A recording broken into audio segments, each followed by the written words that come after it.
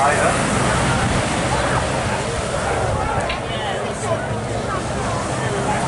Built by the Simpson Aircraft Company of Detroit in 1943. One of 573 transfers to the Royal Navy under the Lend-Lease arrangement.